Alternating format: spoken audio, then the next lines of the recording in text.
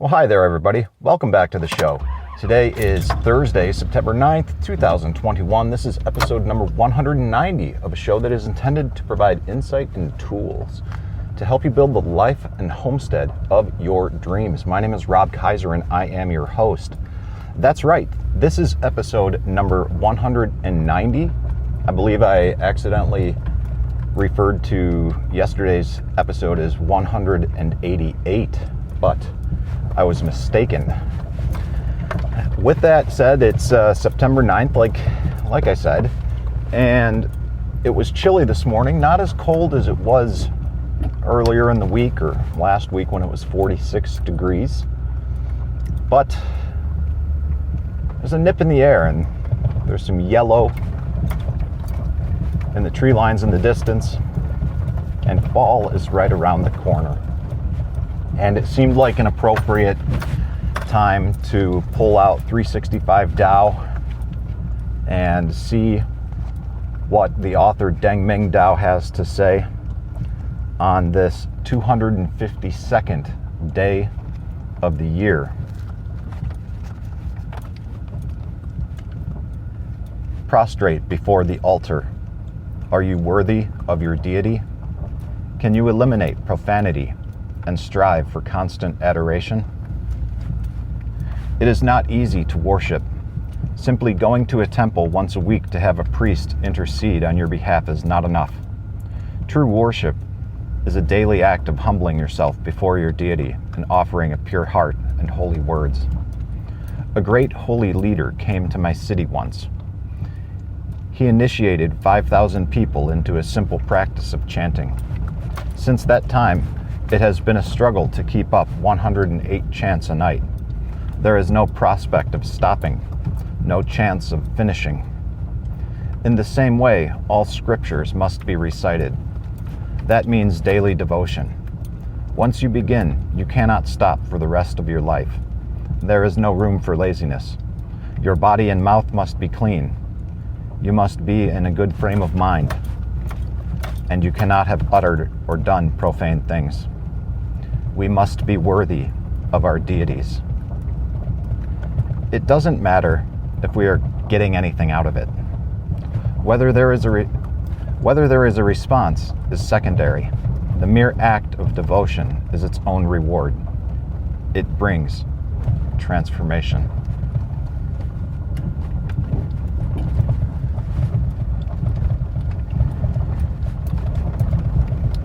Well, not really expecting something of a spiritual lean, that is precisely where the author took us today. I was under the impression that if I picked this up, there would be some reference towards nature or the cyclical manner of the seasons. But it turns out I was mistaken. So let's dive into that. It most certainly is not easy to worship.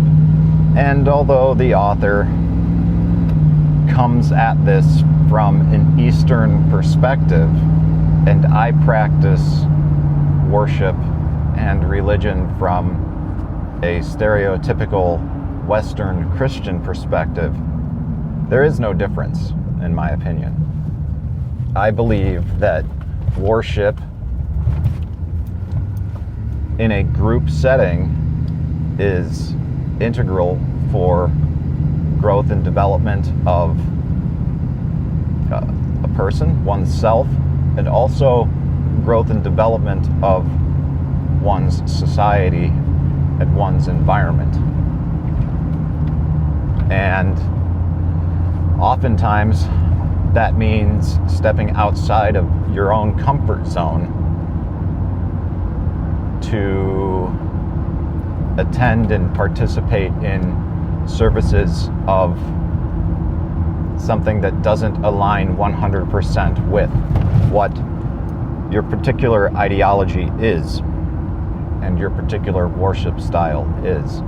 But that's okay, because we are where we are in the current environment that we are in because we have chosen to be there for whatever reason, and it may be easier to find our spiritual home in a different location, but in living there, we sacrifice many of the things that we have where we currently are. And you also may not be the church-going type. You may not be a person that's interested in going to temple.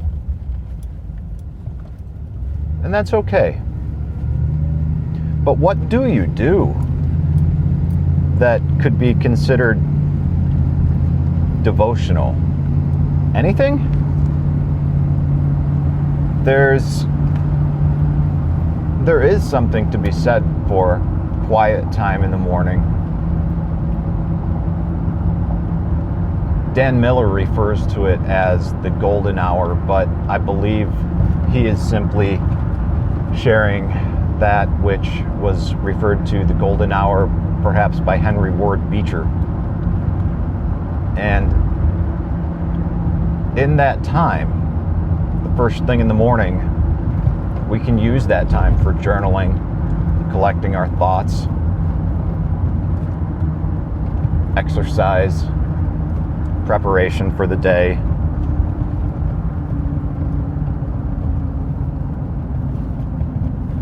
That is very important. And I understand that we all have different things going on in life. Life on life's terms, as Dave Ramsey calls it. And it may be very difficult to do that. It may be very challenging to find your own golden hour in the morning based on your life, based on your schedule, based on your family obligations, based on your work, whatever. But you are important enough. In fact, you are the most important person in your own life. And if that's something that doesn't really click with you, I would encourage you to think about it. And if that doesn't sit well with you, tell me why in the chat group and let everyone else know why too. I mean, I'm not looking to start an argument, but I am looking to start dialogue. And that's something that we don't oftentimes have the ability to do in this time, 2021.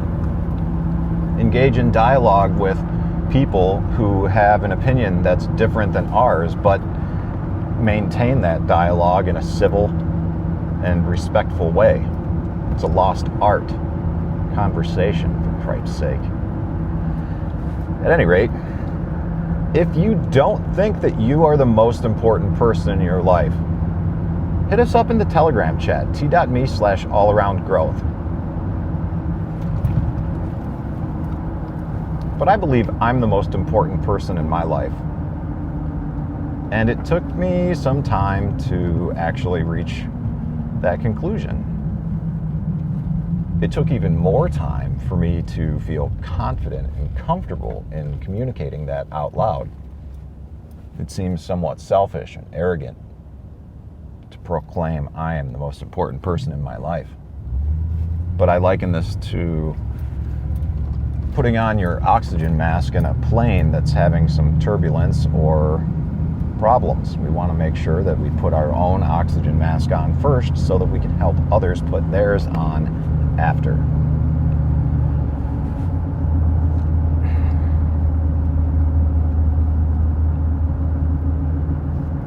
There is no room for laziness. Your body and mouth must be clean. You must be in a good frame of mind.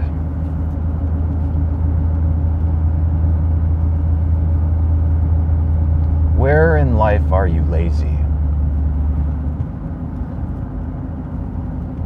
Where in life do you find yourself having an unclean body and mouth? Why?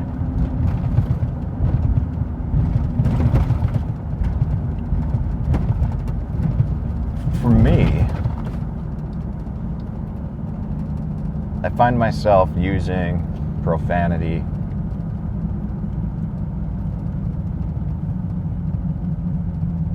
when I'm stressed and when I'm feeling lazy. Profanity is an easy way to utilize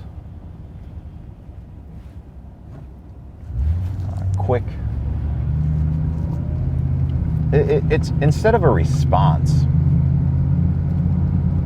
When we use profanity, oftentimes it's a reaction. It's quick. It's something that we say, and if our actions are seen as profane as well, it's something that we do, but oftentimes something done without a whole lot of thought or consideration put into it.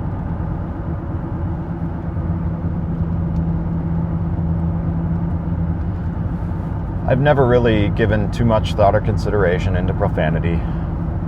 It's been discussed here and there and brought up here and there, and certain people that I know and read about have tried to make a concerted effort to eliminate the use of profanity in their lives, and I've thought that to be interesting, but I've never really felt compelled to do that.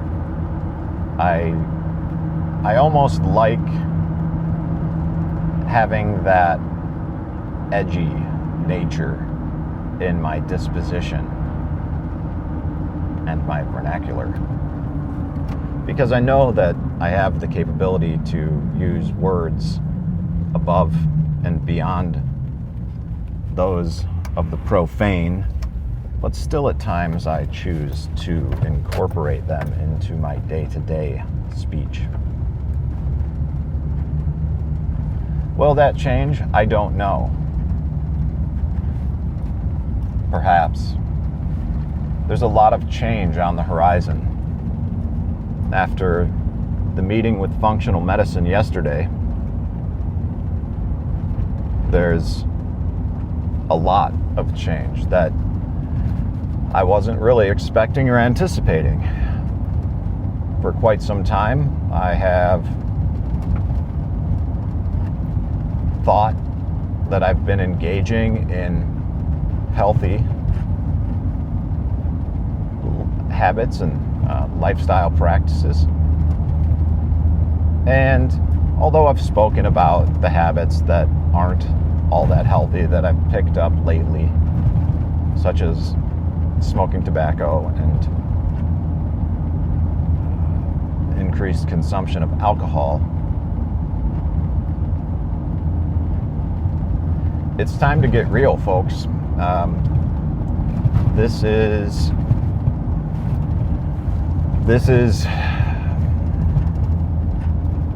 my health, and I am the most important person in my life.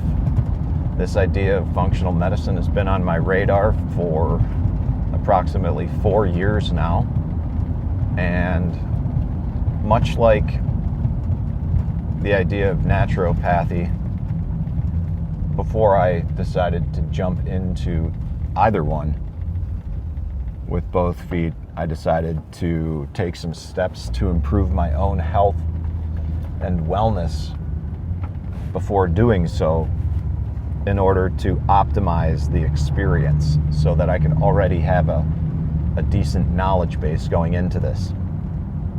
And I feel confident about doing that, or having done that. I feel confident about where I am today. So, as we move forward, think about things, simple things, like the elimination of profanity,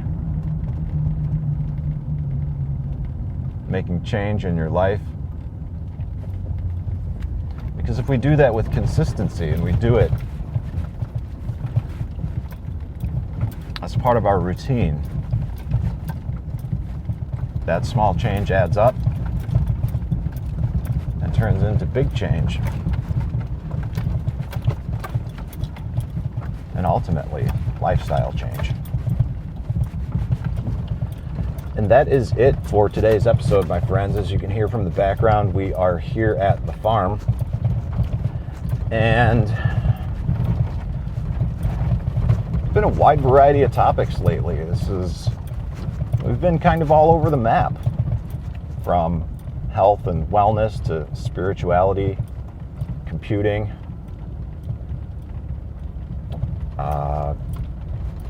talking about dark nights, sense of worth, a lot of talk about spirituality, stoicism, labels, fables, old stories, things like the Mexican fisherman. So if you're interested in any of that, there's notes to all episodes, or links to all episodes in the show notes, rather. There's also links to the All Around Growth community, t.me/allaroundgrowth. That's the chat group. But if chat groups aren't your thing, there is a broadcast channel so you can get the most up-to-date notifications to when new content is dropped. And you can see that at t.me/allaroundgrowthpodcast. There's also links to the book 365 Tao in the show notes as well. And there will be links to some other miscellaneous topics as well for your reference and pleasure. If you like what you hear, I would encourage you to share the show with a friend or loved one, or simply drop a link in social media. I'm not the best at self-promotion of the show because I'm interested in how this grows in a grassroots movement. I've had interaction with people all across the United States, in the UK, and based on the statistics I'm seeing, we've got some listeners in and throughout Europe as well. So shout out to all you guys across the pond. I really appreciate you tuning in. And if there's anything that you would like to hear, just drop me a line. I really appreciate the feedback and the correspondence that I get from you guys in the Telegram group, as well as via email. And if you want to shoot me an email, if there's something that you're not comfortable posting in a group setting or on a forum, you can send me an email at allaroundgrowth@gmail.com. This is Rob Kaiser, and thank you.